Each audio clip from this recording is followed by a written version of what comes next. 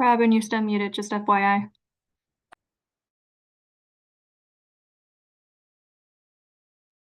Of America, and to the republic for which it stands, one nation, under God, indivisible, with liberty and justice for all. Amen.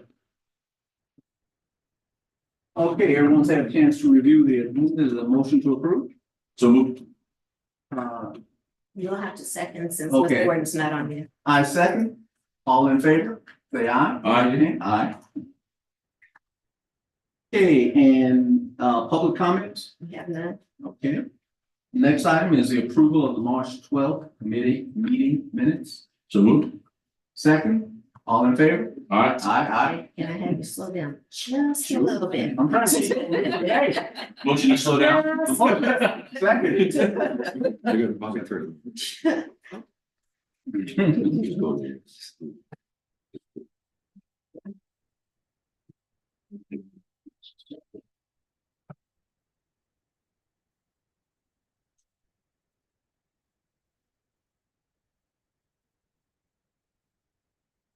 All right, on to the construction.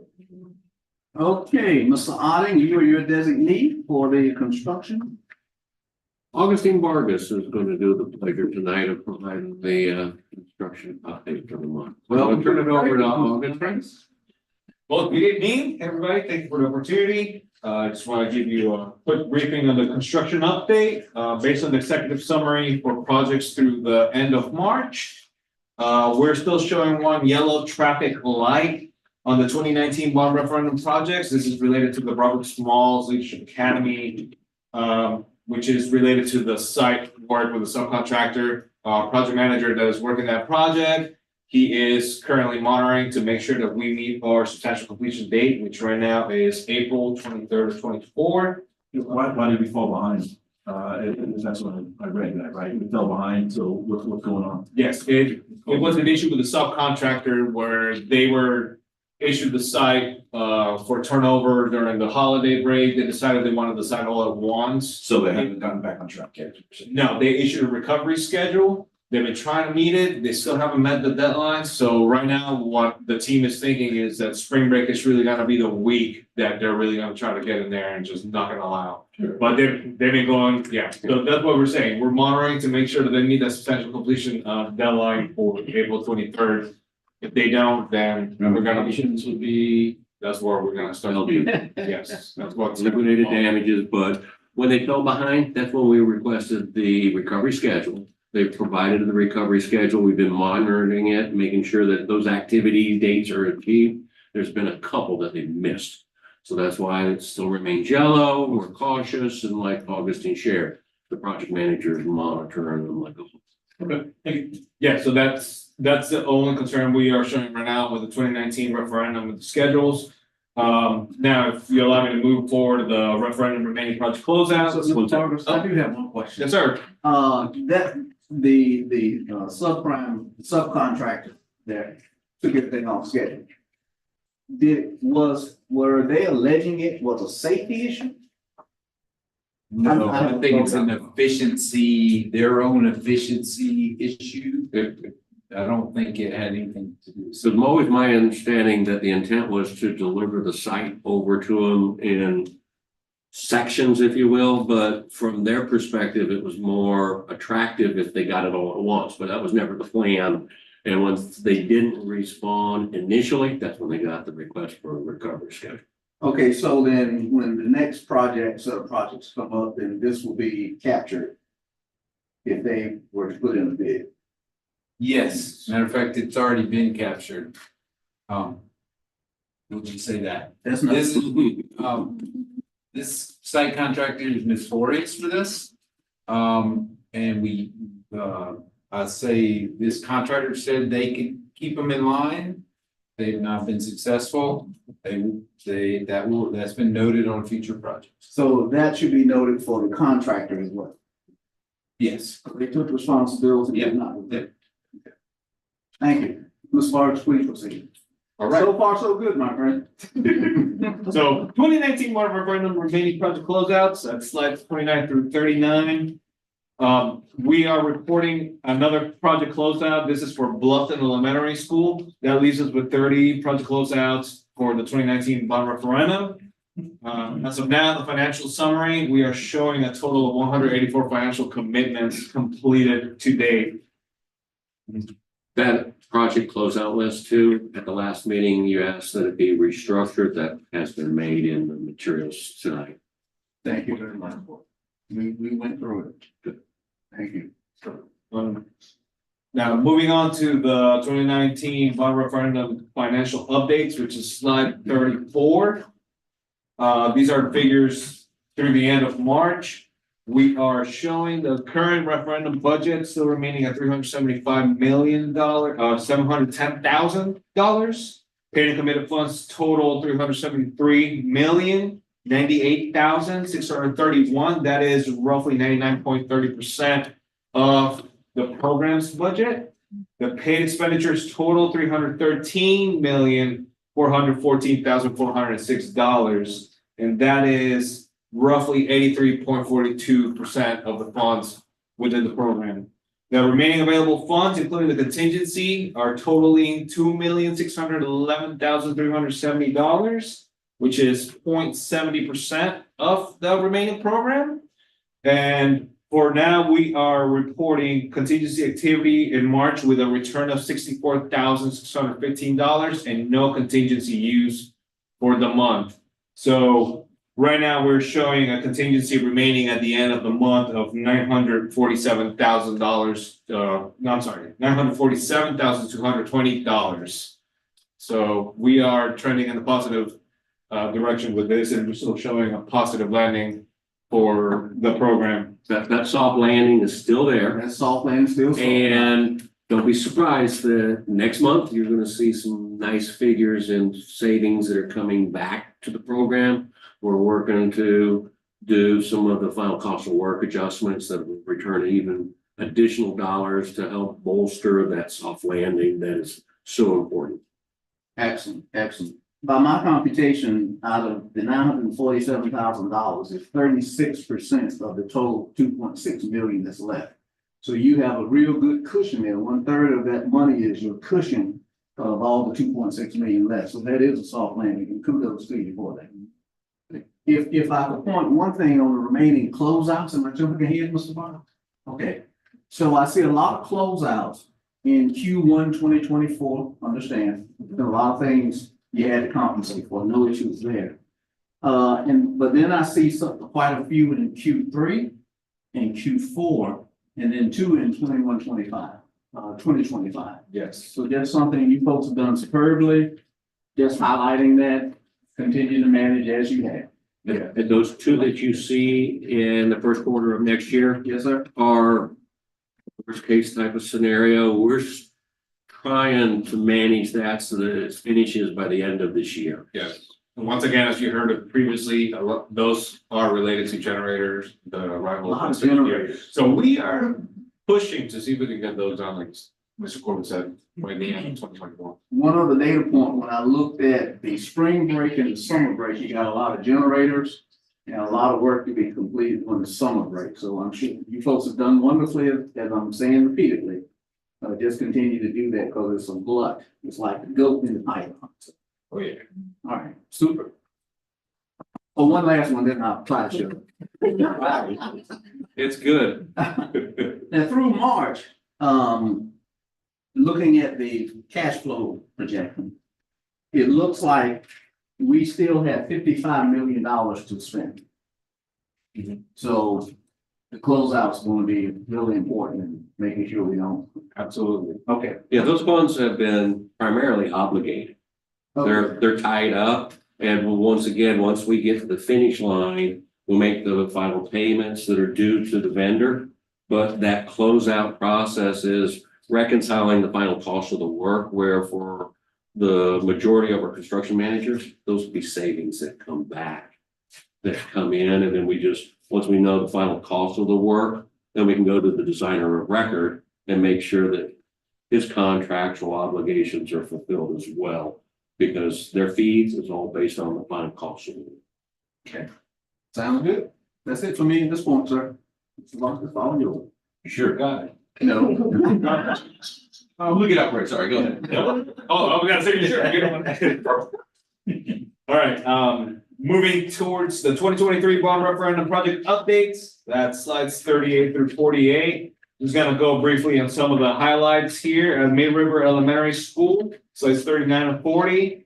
We have provided a rendering of the front entrance of the building. Right now, we are working currently, we did a estimate review for the design development drawings. The designers are moving on to the 50% CDs development. We are gonna conduct another review at that point to make sure that we're all still within budget and that we can move forward with the project towards 100% completion with no issues.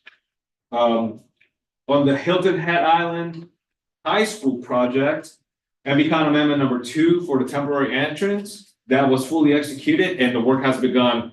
Right now, there's substantial completion for that work. It's scheduled to happen before April 21st, so that will be right before the kids come back for school. They did confirm that they're still on track. That should still be fine. Just FYI, we actually big switch over this morning. This is where all the high school kids are out of the front parking lot now. So Wow, very good. they're all to other parking lots, so we're still dropping off at the front. But after spring break, the conversion will pretty much be done and they'll be using the athletic entrance and the front parking lot will be taken over. You got the Colonel smiling here, so this is, that been something. It's moving. I fell in a ditch. Oh, at the middle school? Yeah, you did. Don't laugh. From the exit there and I hit my car to turn on the flashers. Oh, yeah. Drink ahead. You need some I'm lights glad out you didn't there. get the lights out there. That's true, that's true. A lot of lights in the dark. I don't know if they have lights in that parking lot. We There finished. is a middle school. We need to see about that. I was, that was. Molly and I were taking flashes out, trying to figure out how to get to the house. Yeah. There is no lights over there. Noted. But I'm glad you found it humorous. Yeah. Yeah. I'm glad you didn't get hurt. Yeah. That's the first time I've fallen in a ditch. I do have one more. Did you see how the Colonel was dressed that night? Yeah. Yeah. Oh, yeah, and he had his army pin on the thing. Need a flashlight. Sorry, Mr. Harmon. No, just another quick highlight on this project, we are looking for MBCon to give us their GMP proposal for phase 1, and that should happen either this week or we should be getting it wrapped up by next week. We were in a meeting today with the team of MBCon as well as Little Diversified, Robert, project manager, obviously myself. Big picture recap, we are proceeding on budget for those phases. And like Augustine said, we should get the proposals due to me no later than Tuesday of next week. And we're looking to try to bring that to the board for approval just as quickly as we can. Yes. Now, I'd like to recap quickly on an item that you had asked last time. It was regarding the amendment tracking log. There were items that were shown as please provide. So we closed the loop on that. What's happening is we had amendments that weren't lumped in as a whole that went to the board. We just needed to get the dates that they went out. What our team has done, they finally located the dates and the log has been filled out. So now you have the actual dates, but that's what I meant. It was items that were all lumped in as one. They have to go to the board because they exceeded the threshold. So we were just trying to make sure that, hey, we can just go back, recap where those items fell in for approval and then been shown in the log. Another item here. Yeah. So one item that we did not put in here, but it was regarding community outreach. We'd like to share with you guys is that there is a tentative date for the groundbreaking at Hilton Head Island High School for May 8th. Holding it right now. Yes, just holding it. I don't think we're finalized yet. It's tentative, that's what I said, tentative. So what we're saying, yeah, for now is, we'll give you guys more updates as things get solidified or if the date changes, we'll notify you guys of that. Just briefly, request for proposals, RFQs and RFPs. The Capital Program Management and Coordination Services, notice of intent to award was issued at the March 22nd board session, and we are currently working on negotiations for those services. Professional design services, the roofing consultant, there was a review committee recommendation submitted to the board. There will be a review committee recommendation submitted to the board in April 2024. If that's not an item that's going to the board, it will be May 7th. And then professional design services for Ladies Island Middle School, replacement school and the new Bluffton ECC. The proposals have been received and there has been, well, you guys are doing a committee review tomorrow, right? Yeah. So that should be. First meeting. So that is coming all to fruition. Just Good update. any questions? I asked too many, according to my colleague. They're all good questions. Well done, Mrs. Vargas, very well. Online, you. Yes, sir. I skipped ahead, Ladies Island Middle School, rooftop unit. Upgrade 2 science labs. We agree. Question is, how much are we spending on the school return now? So one of the, we have to, I mean, it's going to be used for like 2 years. So the one unit that's being replaced is a very small one, and on also another one there, we're only gonna replace the condenser coils. That's, you know, we're doing well.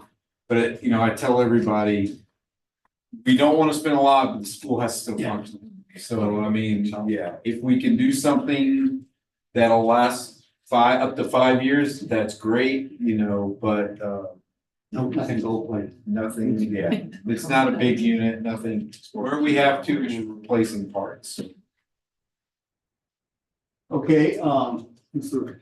Is there an option to recycle? I mean, we're, that the HVAC is only gonna be a couple years old, it would be taken and put in storage somewhere and used for something that's gonna break down like the district headquarters? Not typically, but I mean, if we can, we might, now they might be able to put it over to maintenance. Yeah, I mean, if it's a 2-year-old unit, we have done that before, especially a small unit. But we sometimes something pops up and you need to use for something like that. So yes, we have done that. 'Cause I remember JD's done Well, the JD does quite. Ladies as much as he Island can, L, we yes. actually had to use an old unit, so they'll put it in storage kind of over there. Or take off a couple key pieces. Yeah, Right. well, Through maintenance, but yeah. a brand new small unit, they'll just take and put over there in the warehouse if something pops up. Are you gonna catch them soon? Okay, Elizabeth and Ingrid and Chloe are both on. Ms. Gordon, any comments or questions from you, ma'am? Muted. Ms. Boatright? Any questions? Sorry, or comments? no, sir, I just joined late, so I'm catching up. Thank you. Glad to have you, Ms. Boatright. Ms. Hay, any questions or comments, ma'am?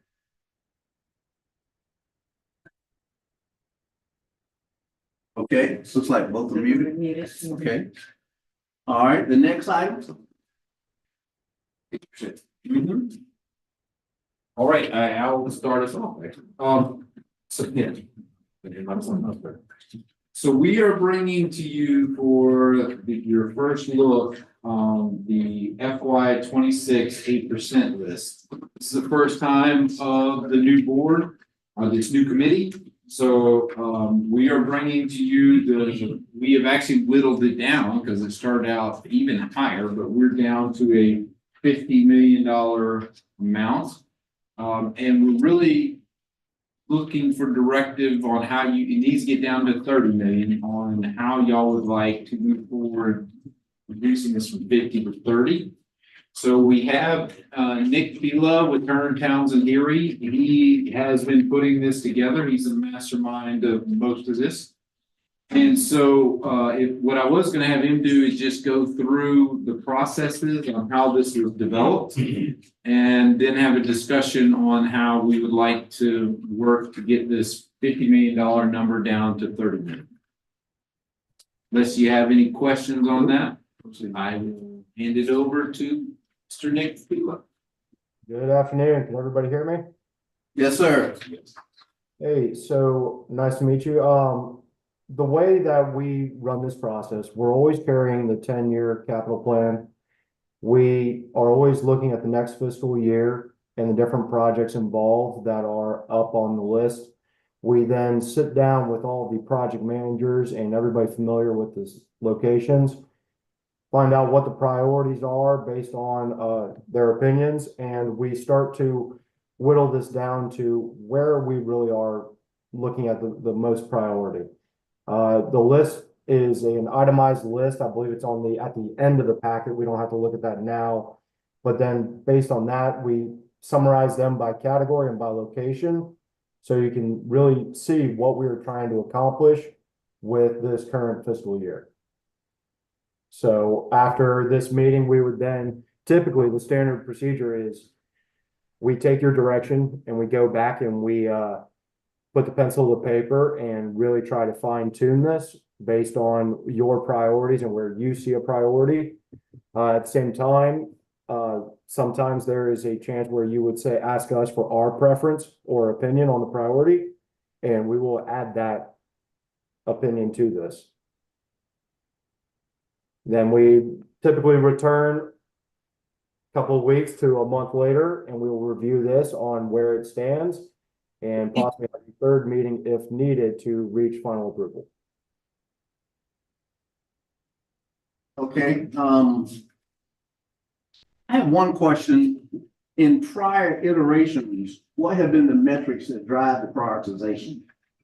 So is it safety or educational? Well, and as you, Impact? the last round, I believe, Colonel Geyer actually had us pull every life safety project for the upcoming 5 years forward and make sure those were done first. We have already done that in this. There is only one life safety project on here. Oh, Sorry. two. Yeah. Got a Hill Branch. The well branch, we decided really was more of a safety. And I'm pretty sure, and Nick, tell me if I'm wrong, when you're looking forward at the 5-year plan, there are no life safety projects out there as well. That's correct. Right now, we have not identified any extra. So, the next, usual is after life safety is asset preservation. That's your roofs, your HVACs, your things of that nature.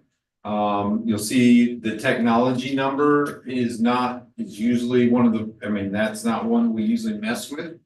It kind of is what it is and it comes forward. So, our goal of 30 million, those two alone, well, then with the life safety, it actually goes over. So you'd look through some of the other projects and just see if there's any ones that really need to be done now, and that's kind of the process. Okay. But if you add where we are now with asset preservation, life safety, what was the other one? And then technology, you're at like 35. So we're gonna have to, so you pretty much, if you're not gonna touch technology, if you're not gonna touch life safety, then we're whittling that down now to asset preservation and see if anything else needs to be brought forward. And sorry, I can't raise my hand, Chairman, but I just had one other comment. There are some on there that are recurring, that are, more or less part of policy, like every 5 years we do all the middle school hall, that type of thing. Those are really kind of non-negotiable as well, I believe. Yes. Most of those are under that asset preservation.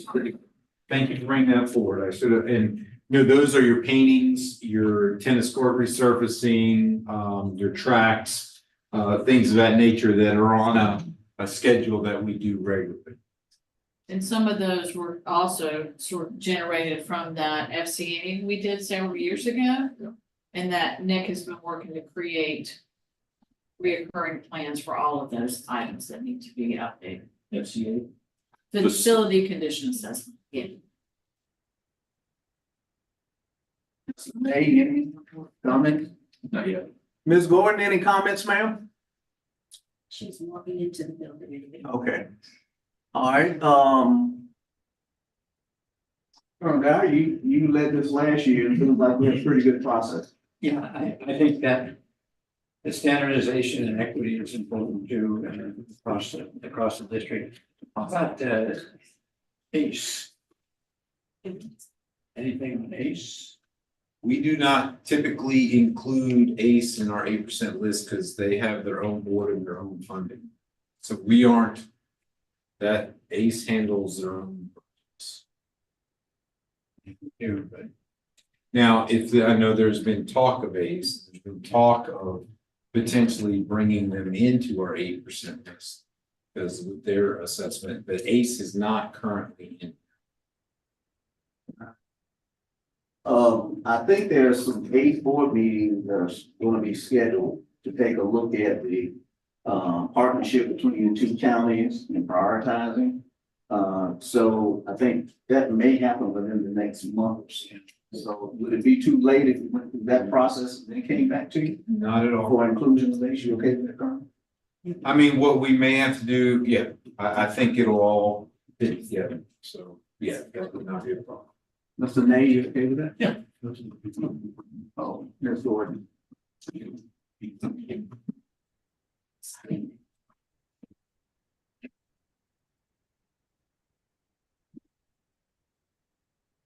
Okay, so with the two categories, life, safety, and asset preservation, we're already at 30. Roughly. Yeah. Like 27. Yeah, and then if you have technology, which that puts you over. Okay, so 30 is our limit. At under the current bond council plan, that is, yes. Yeah, okay, so we should start with 30. And you, when's the last time you talked to Tony about it? Yeah, there may be some changes coming. Don't want to. Okay. You know, rush those until they're there, but could be some, Okay, we'll be flexible. yes, no, it can be flexible. Ingrid's hands up. Yes, Ms. Boatright? Thank you. We have had discussions in the past about separating technology from the 8% projects or having that as a separate line item. Whatever, did we ever follow up with any of that, or is that decided that that would never really work? I mean, it is like even on here, a separate line item, basically. It comes out of the same 8% pot. And theirs varies, so, I mean, But some of that gets refunded to us with E-rate, right? there is some E-rate funding, yes. What we can have is at the next meeting, maybe have, Mark or some of his staff come and talk about the technology 8% and answer questions like that, cause It's on now. oh, is he? Oh, Mark I'm is. on the line. It's Oh, on. well, then, Mark, you take it. Why was I talking? Hospital pass for those who Yeah. don't know. I'm sorry, what was the question? Go ahead, Ms. Boatright was asking about E-rate funding and it being returned and its impact on, say, the budget for 8% technology projects. So And one out of, have- okay, so 1 out of every 5 years, we get to do our E-rate reimbursement. And our E-rate reimbursement usually goes to our network electronics purchases, which is our wired switching. With all the changes we've made and improvements, that comes in around the $5 million mark. But we won't be able to draw any 8% money until 2027 is our next year to pull E-rate dollars. Now, how much we get back? Usually, if we spend, I think that they usually somewhere around $2 million comes back out of that 5 million. But it usually takes about a year and a half to get that money back from the federal government. And then it is put back into, you'd have to speak with Tanya on how it goes back into the fund.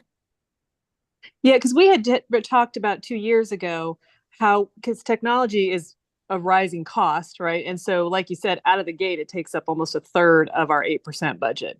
And if there's some way to sort of mitigate that or look at them as separate items or factor in the E-rate, and I can't remember exactly the nature of the discussion, but we were going to look into that at some point, just because I think when 3 or 4 years ago, it was like $4 or $5 million as an impact to our budget. Does that sound about right, Mr. Shohan?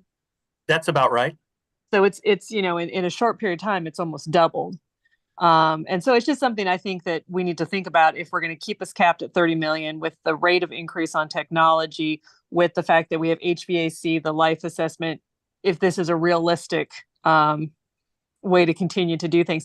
Do most districts use 8% funding for their devices? Yes, you cannot purchase those devices through any kind of regular general fund. So they have to be either purchased with capital funds or either a federal or state grant. Really? So it cannot come out of operational budget? No. Okay. That was all I was just following up on. Thanks. So maybe one of the things, because I'm not familiar with the E-rate funding, at the next ops meeting, and maybe you can confer with finance. And let's bring in a joint look and see, so that we can figure out what we need to do in view of any potential changes that may be coming that are not clear. Okay. Is that okay, Ms. Boatright? Yes, that's fine. I think it would be good just to kind of keep an eye on that because it is continuing to eat up so much of our 8% funding, and we're such a large district. And do you mind if I have one additional question? No, 8%. Yes, go ahead. Okay, so one of the things that comes up and has come up traditionally and is not, from what I could see, I don't think we got this report till today. I looked at one point yesterday, I didn't see it. I apologize if we got it last night, but one of the things as a parent that gets mentioned quite often, there's two things: furniture and bathrooms. And I know, Mr. Otting, that in the past we've seen kind of the 10-year plan, and there's some, I can't remember the number, $1 million of furniture, and that's not, as far as I could tell, that was not in. There's casement in classrooms, which I'm assuming is the cabinetry. But is there any money in this budget for furniture?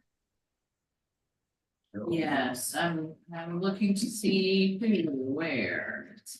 This kind of ties into the fact that, a third of our budget's going to computers and we don't have any money left over for desks.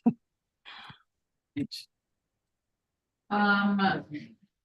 got Hilton Head Creative Arts with student furniture for $750,000, and Michael C. Riley for furniture at $738,150. Okay. Bluffton High School is $90,000, and that's really more towards the main auxiliary. Oh, that's a great other equipment. Sorry, that's not furniture. Yeah. So the two schools for furniture. Yeah, it's just a good part of that. I think we started it 2 years ago. We had that 10-year furniture replacement plan. Yeah. That we've adjusted as, remember, furniture, part of that went into the referendum. So we've adjusted that plan, but still sticking to that plan. It's just changing how we're funding some of those. Perfect. Yeah, because that's one thing I know that is sorely needed at the district level. Very much. We have also some ESSER funding that is going towards furniture. Matter of fact, there's a large furniture delivery over spring break I know going on that Freddie be overseeing. So we are replacing furniture as fast as we can get funding for it. Perfect. And then will you update that 10-year plan that we had most recently in terms of how much of a dent we're making in that outstanding amount? Or some of the other amounts? Thank you. Pretty big stride. Thank you, Ms. Boatright. Ms. Hay? Ms. Gordon? Sorry, I have no questions at this time. Thank you, ma'am. Ms. Gordon? I have no questions. Okay. We okay to move on? Yeah, unless Ms. Boatright, did you want any more information on the technology projects? Or are you good with the ones that we have in here right now? Well, from what I can tell, it's a teacher device refresh and the 3rd through 5th grade refresh. 2nd through 5th. 2nd through 5th. Okay. And we have 4 grade cohorts and we're on like a 4-year refresh cycle. Yes, ma'am.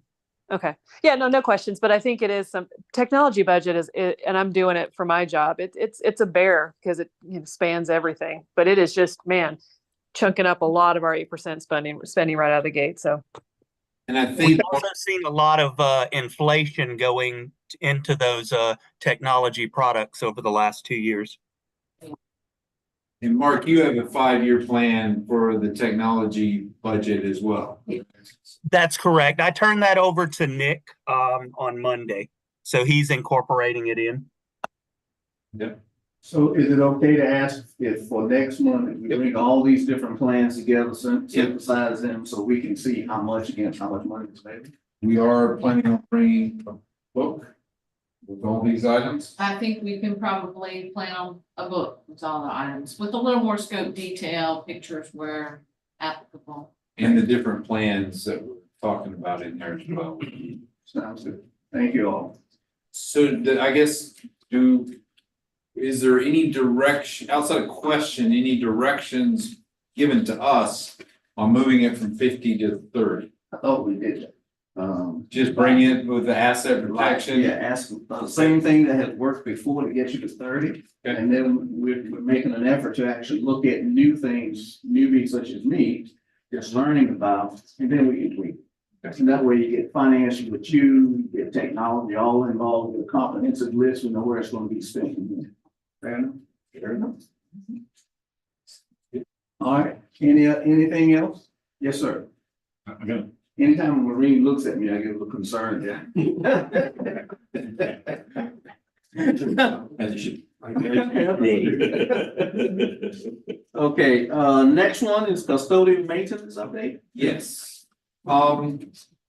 Custodial. So unfortunately, Miss Majors is not going to be able to join us this evening, and I don't believe she's on the line, so I will be delivering this for you. One of the things I tasked our staff with was to come up with something, I'm gonna say, I said the word jazzier. Just because to me, the old report had a lot of words and was drab and boring and so we actually have a new staff member in our office, Julie Siebold, and she is, as Brandy would say, an artist with spreadsheets. So, and she put a lot of this together and hopefully, and so we're looking for feedback on your thoughts, but it was trying to bring, a lot of the information out to you. So it was more, you could easily follow what's going on. And so you'll see the first section there are the spot inspections. And the summary of the number of school visited, the total number of inspections. See there, the highest score was OBT Elementary School, and the lowest score inspection was Shanklin Elementary School. There were repeat inspections where every location under 80%, and all the repeat inspections passed. So any question, I'll just keep going. If you have any questions, let me know. We also have the data there for ATS's spot inspections for the same month of March. They did a total of 503. Notice their average score was 81.6, with our average score was 79.4. So yes. Moving on to any questions? You know, I don't have a question, I just have hopefully must view as a positive comment. The intent that you were pursuing is to actually basically direct our eyes and questions to those that really need executive leadership focus. Yes. Anything that's performing to standards, you can group it quarterly. Yeah. And you can say, here's what they're doing, but let's, in 1 month, 2 months, 3 months, let's focus on those that are not meeting standards and learn what is similar in all of them. And then bring in what's working elsewhere. And that will hopefully make everyone's job just a little bit easier. So kudos to you on what you've done. Thank you. So the next page is the staffing percentages, and I know there were some questions here at the Ms. Boatwright had, and as you said, we took off everyone that had 100%. So any school you see that's not listed had 100% staffing for the months of March, February, and January. We kind of started this process in January on how we were calculating staffing a specific way. So we're going to keep all this going forward in this fashion. You'll notice there was also some questions about the number of staff per school, and I did make copies of the staffing plan that is under the new solicitation that is to come out. I can pass them out. Unfortunately, I don't know how we can get it to people online. If you get it from the moment, you should scan it. Okay, so there are two copies, oh, here, I can just pass those around. That's the base bid version. And I'll keep it myself. And here's the alternate bid version. The difference between these is there's only the one staple is all you need. Take a stapled pack and pass it along. I had 15 copies of it, so there's more than we need. I'll pass those around. That's just the base bid. Here is the alternate bid. I gave you a copy of both. Right? What's that? You don't have an alternate? That's. And the difference, make sure you have one. Do you have the other one, Robert, from this Gordon? It's coming around right now. Base. And that's alternate. Yeah, we need base. Base is right here if you don't have a base. That's base. So, and the difference between these two, and just so you know, the solicitation for custodial should come out next week. We've got some final tweaks and reviews to occur and sign offs, but we're very close to being done. This is the staffing plan, and the question was based on, how's it based on? It's based on square footage. So you'll see the square footage of each one. You go to the final column, you can see, or the next to last, the total FTEs by location. And then there are some specifics here that you see, whether it's head, whether it's lead, whether the additional day custodians and the additional night custodians outside of the lead and head. So this is what we're asking everybody to provide. And the base bid is very close to what we have today. It's just a different allocation. We've pushed more of the staff to night custodians because that's one of the things we heard from a lot of the districts is you got to have much more at night because that's where the cleaning gets done. And of course, we're going to need to focus our supervision on that as well in the upcoming bid to make sure that the night custodians are supervised and getting what needs to be done completed.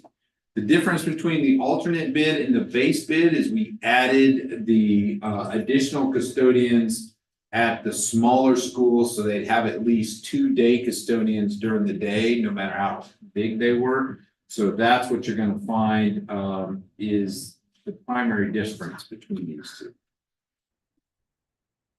So any questions on the staffing plan before I move on? And Ms. Boatwright, hopefully that'll get scanned and get there shortly too. Mr. Nate, Ms. Gordon.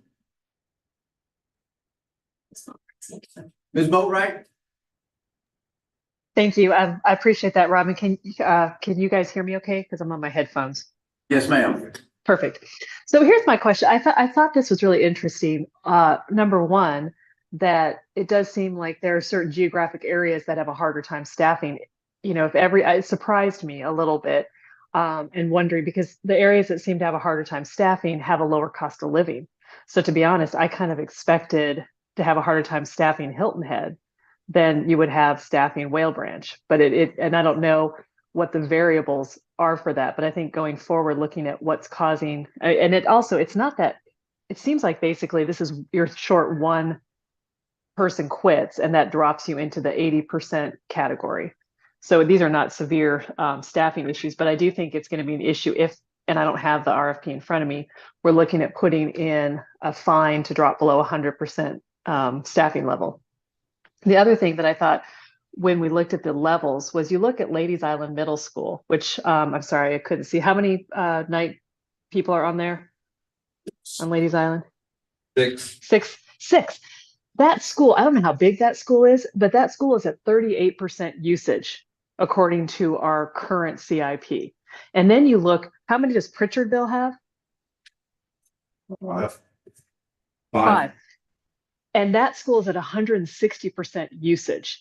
So to me, I don't understand why we would need almost the same number of night custodians. I get the square footage, but at some point, a school that's at 38% usage, and we can talk about program capacity, and that matters for staffing, but actual building usage is 38%. are we looking at that as we get this next RFP to go out? Because if we're looking strictly at square footage and not incorporating usage at all, I think we're going to overstaff some areas and understaff some other areas. And that's just, I don't know if that's a state formula or if that's something that we've developed internally, but if you could explain that a little bit more, that'd be great. But what I will say is that Ladies Island Middle School is a constant struggle for us to keep clean. You'll notice it's 145,000 square feet. It is a school for over 1,000 students. So yes, it is 30%, but it is a large building. It is an older building, obviously. Well, and actually, and it's actually one we're looking to replace. Ladies Island Middle also has the interior courtyards. You have people going inside, outside all day long. Where Pritchardville, even though with the lower numbers, we've had some staffing issues, but with beyond the staffing issues, I'd say Pritchardville, we've done a much better job keeping clean. I get the argument about the number, but the square footage does matter. And also square footage, age, and just configuration of the building matters. So I hear you, but I will say Ladies Island Middle is one of our toughest buildings to clean, even with the higher numbers. Well, and fair enough. And I think that's the interesting thing is that you're not looking just at square footage, right? Because this is a multivariable formula. You need to look at age, you need to look at square footage, you need to look, I think it's important to look at high school versus middle school versus elementary school. Because I know when you get to the high school level, kids are going in and out all the time with sports, athletics, there's more visitors. There's, the bathrooms are clearly more of an issue. You're dealing with vaping, vandalism, and things like that maybe you're not dealing with as much as the elementary school. And then I think usage should be one of those variables. But what you told me was that it was strictly square footage, which seems like not the best, most sophisticated formula in terms of determining custodians. And if what you're saying is that the school with its complement of 5 custodians is still struggling to keep it clean, I mean, that's feedback as well. Like, where are we allocating the resources of the custodians? I guess is sort of my question as we get ready to go out and bid another contract. There are definitely some other issues at Ladies Island Middle or have been that, yes, we'll need to look to address with the new contract. And a new building will solve a lot of those problems. Thank you, Ms. Boatwright. Is this an opportunity where the administrator on site can help us? Are they aware of the difficulty in some of the areas to keep clean? On the clock, we toured Ladies Island 2-3 years ago. There's a lot of blank spaces, blind spaces, as you say. It's a disjointed building. They do go in and out, so I remember that. So is it anything the principal can do to help with that? Are they aware of this? Please. I can speak for when I was there. I'm quite sure Dr. Brown and her staff are quite familiar with, because the areas that are vacant, you make sure that the kids do not occupy. And the configuration of that design, I wear tennis shoes every day. Because you have to go from building to building, building up and down, up and down, up and down. But keeping it clean, the staff, the custodial staff, did the best they could do. Because you still have kids who are in and out and programs at night. And that has to be clean.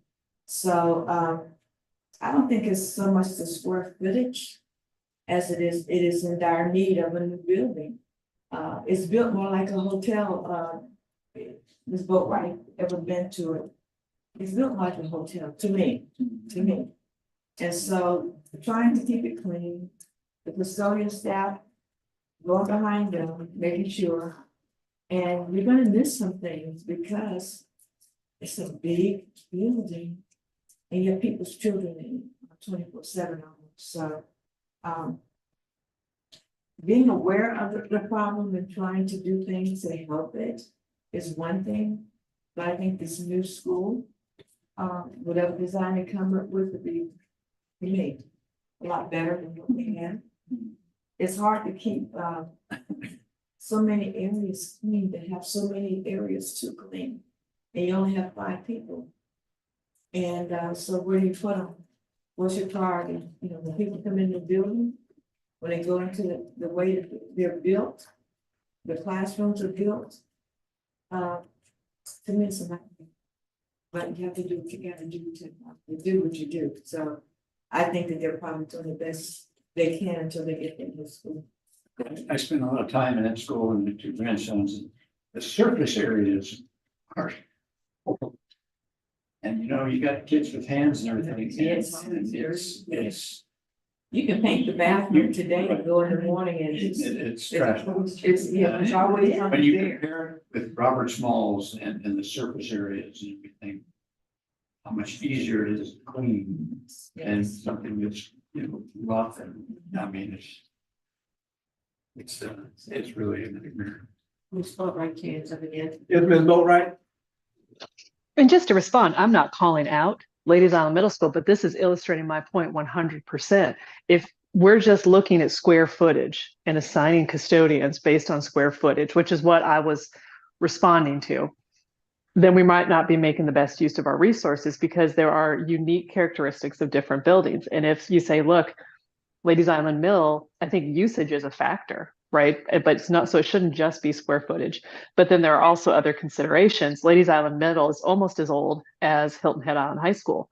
And I know that, you know, and I have been at Ladies Island Mill, and I've coached basketball a number of times in that gym.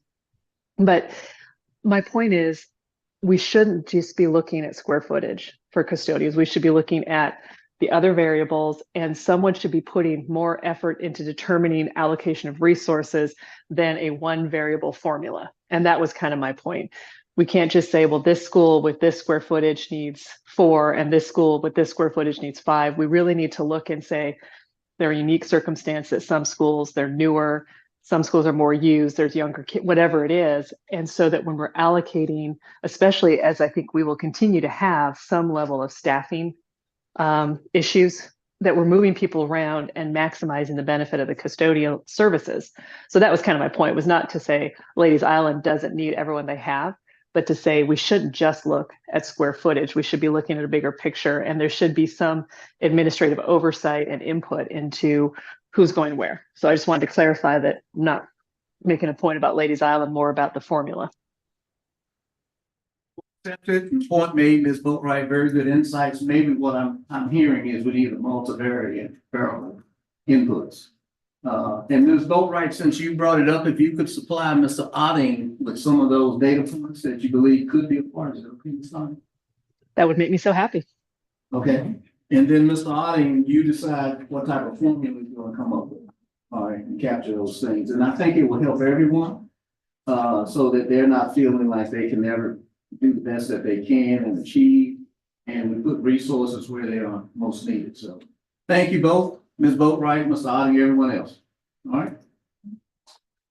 All right, the update on recognized success, some things that were brought up. You'll see the first item was that in the south of the Broad area of Bluffton and Hilton Head, the turnover rate is 0.8%, which we thought, you know, that's very impressive. The question was asked, then what is the turnover rate north of Broad? That turnover rate is 14% right now. So you can see the pretty dramatic differences between those two.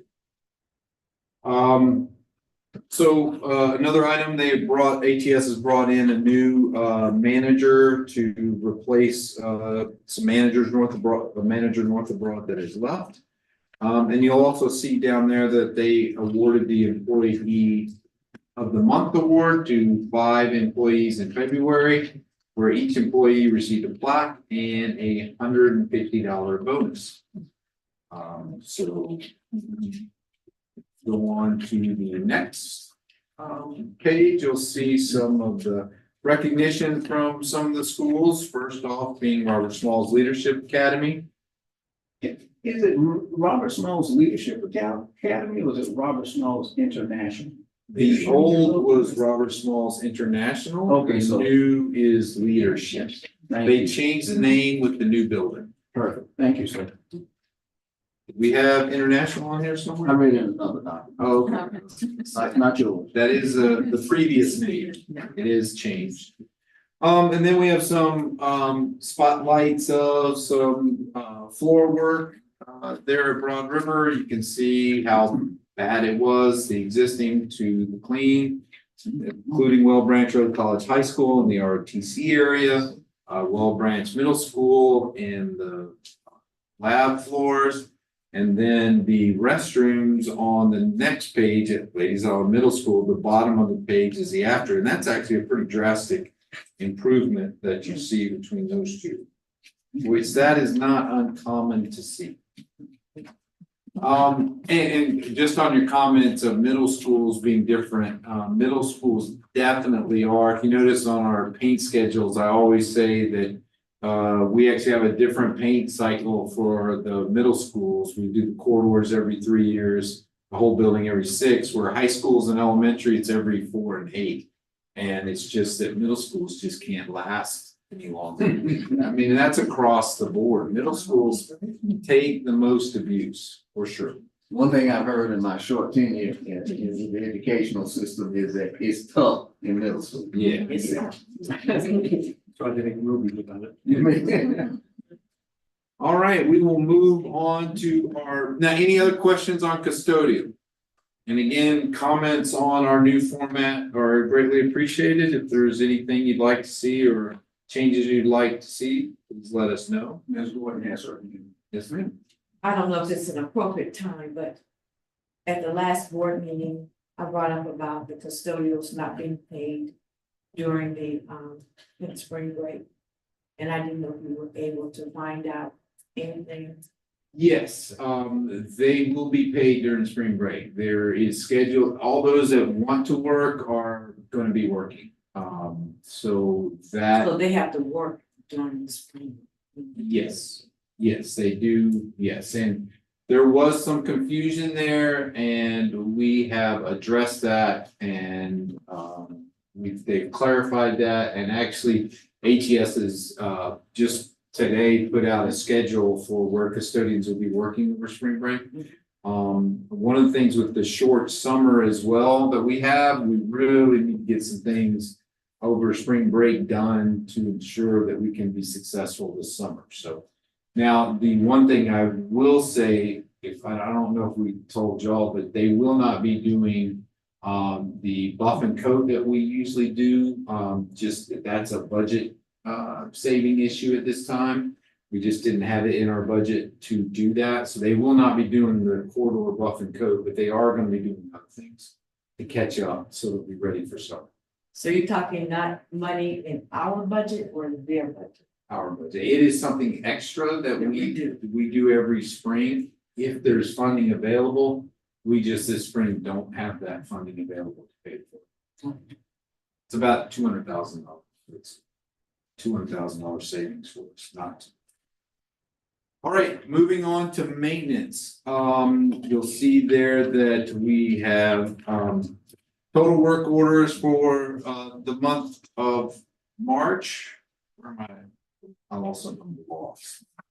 The total work orders for the year and maintenance initiated and then completed.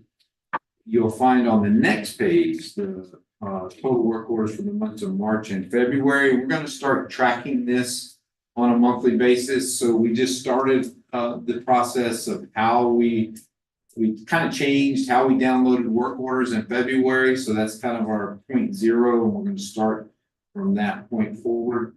Again, total work orders, maintenance initiated, and then the percentage below of maintenance initiated and total completed work orders in February. I really like this next graphic, by the way. I'll do two on the next page. It's the craft categories. We report that every time, but this one just stands out better and looks better to me. I really like how this is done. And so that you see all the craft categories, you'll see that our highest, no surprise, again, is HVAC, followed by Plumbing, oh, actually plumbing's higher, I'm sorry, plumbing is higher with HVAC right behind. There again, the highest that, if you look down at the notes, Hilton Head High School, School for Creative Arts had the highest amount of plumbing work at 20 for the month. Getting into the clogged toilets, water fountains, and sink and urinal repairs. Following that, general maintenance at 173, Well Branch Elementary School had the highest general maintenance work orders at 30. Full gamut of items in that. It did include the school blitz for that school. Maintenance staff were on site, completed 74% of the work orders generated during the monthly school blitz. On the next page, Before you go, can I ask a question? yes, sir. So I really like this, the visual is really good. Very easy to grasp what's going on where. Down below where we get the top two, that had the highest or most out of kilter numbers, maybe that's not right. The ones that draw attention. Is there a way to show what our targeted, like out of the craft categories, what's the percentage of completion that we're looking at? Or is that even? Well, that's not, I mean, I was about to say, we don't have a number for that. Okay. Because it does change from month to month. You'll see a change throughout the school year, like it is very common to get inundated with work orders at the start of the school year. And so the amount you could complete at the start of the school year as compared to late, mid-school year percentage wise is drastically different. It and then they really start to tail off as we get to the end of the school year. So we don't have a set percent complete that we're shooting for. Then consider taking a look at doing it through the year. So if you graph the 12 months, next year when it comes around, you will have a comparative that says, are things getting better or worse? And that's all we're trying to do. So don't worry about, having a target right now. Be looking as we go forward, we want a historical of always comparing this year versus last year, and then the outliers. So, yes, exactly. Yes, very good. Thank you, sir. If I, Yes, Mr. Mayor. a couple of questions. So if we're going to track month to month, I guess it kind of begs the question, if we're just now starting, all of this, are we in a mode, where some, work orders are being rolled over from month to month? And, at that point, would it be beneficial to track it annually, if we're rolling over work orders from month to month? For example, February 1,800 and change work orders initiated and 1,839 completed, but March, just as many, if not a little bit more work orders initiated, but only half of which completed. Are any of those rolling over from February into March, or are they reinitiated? No, your completed number is just for that month. It's not, so your work order, what you're more talking about is the time for completion. The number of work orders initiated stays within that month, that you don't count it for the next month. If it was initiated in March, you're not going to count it in April. As an initiation? Yeah, it would all be all new, same thing for completion. Now, there are lots of work orders that may have been initiated in March and are still open in April. And that's going to impact your time of completion in there. And we're about to get into that. That time of completion is what's going to tell you kind of how long work orders are left open. Is what I think you're alluding to. Maybe, yeah. I'm still grasping also because the graphs kind of open up a new line of questioning. So you're saying that like half the work orders that have been open in March are maybe still open? I hope not half. That would be good. I mean, because that's what it appears. That's what I'm getting at. That's what it appears in the graph. But there may be there are definitely some work orders that are initiated in March that are still open. Sometimes you're ordering parts, like you may have gone in, looked at an HVAC unit, had to order a compressor, and it may take 2 weeks to come in. So by that time, it's gone into the next month. That is not uncommon. Right. So it wouldn't have been completed, it would have until April. So That does happen. Is that a red flag that only half of March's work orders have been completed? I can be, I try not to read too much into that, that could be. The question I have It's more, rather ambiguous, but Well, okay. I don't know the answer, I mean, I don't know the answer. You'll see you're very close to 20% in February and 18, that means there's a backlog that they're not able to get through, that they haven't made progress. So yeah, I don't know the answer. I can look into that and maybe we can find some clarity there. Okay, I mean, I was just looking to see, you know, are these things rolling over if they're not getting completed? You know, or are they being reinitiated? They should not be. Okay. One of the things we work, one of the things we don't like to see is that a work order is initiated, closed, and then they have to reinitiate. I mean, the question is, now that can happen, let's just say a clogged toilet. It happens all the time. You can unclog a toilet, so that is complete, and 2 days later it's clogged again, and we have to unclog it. And the frustrating thing on our side that happens all the time is that people a lot of times in the school, they'll say it was never, you know, fixed. Well, it may have been, and then it happened again. Sometimes what you don't want to see is like a repair of an air conditioning unit. You repaired it, closed it out, well, then the same problem happened again. That's different than a clogged toilet. Did you really repair it the first time? So, you know, we always ask. That's not a good sign. I have a few more. Okay, go. Let's see. Hopefully I answered. Well, our graphic shows us that 44 fire extinguishers were requested to be filled and only one of them were. I mean, it's all that. That's a fire work order, necessarily a fire extinguisher. Okay. I mean, I don't know, so yeah, I'll have to look into that and find out why that was. I don't know the answer. That seems like a big safety issue. 44 fire extinguishers and only one of them have been completed. Yeah. Related to fire extinguishers. And they, So that, yeah, I'll look into that fire extinguisher to find out. I say I don't know the answer. And last question, this is initiating 80% of the work orders, considering the majority is, or the considering the maintenance is only accounting for 20% or less of the initiation. School staff. School staff. Okay, That's primarily. gotcha. Mr. You through? I'm done. Ms. Gordon?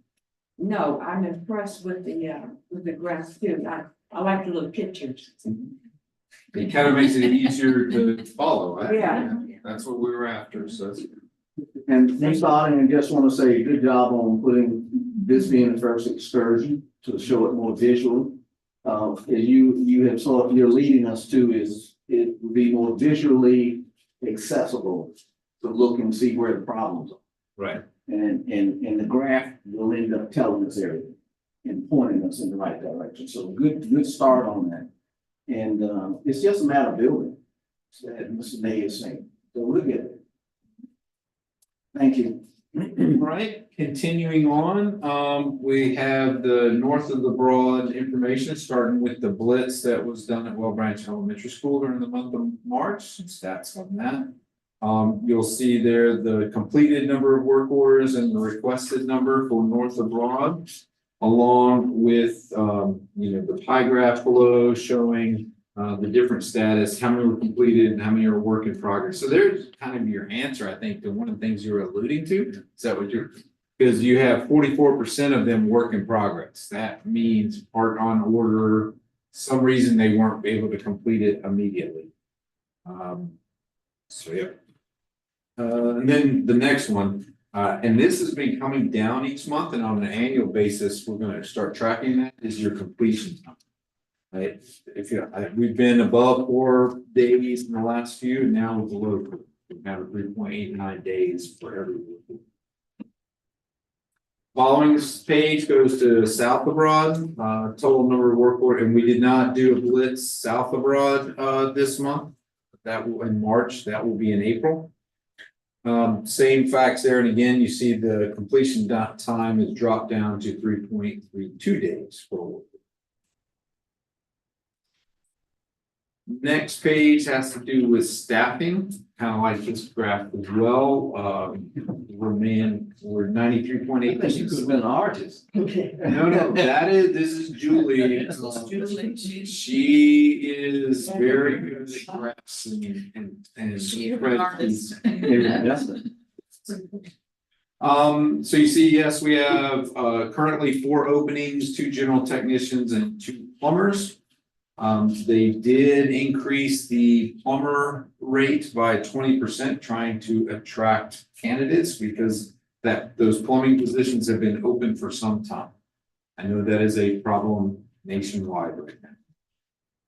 The ABM recognized success in the school blitz of Will Branch Elementary School, and some of the tasks that were completed there included tree branch trimming, courtyard gutters, pressure washing, repainting, caution curve, speed limit signs, a whole gamut of things at that school.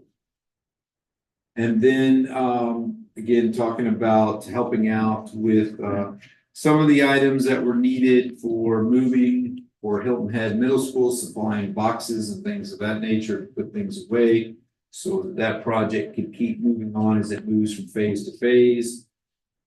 And in some other areas where they've been really focusing on pressure washing.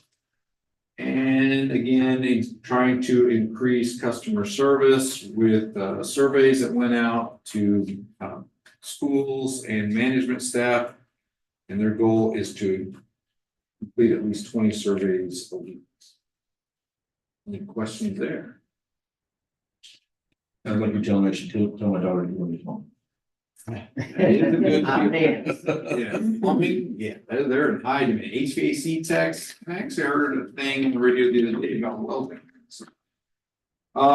Again, nice pictures before and after for Well Branch Elementary School, including tree trimming, painted curbs, playground improvements, and speed limit signs where they weren't, are now. On to some painting and light ballast repairs, fencing repairs. Those are all Well Branch Elementary School. And that concludes our custodial and maintenance. Well done. And hopefully, I know I did not do it justice. Brandy would have done a much better job. But You have just made tremendous progress.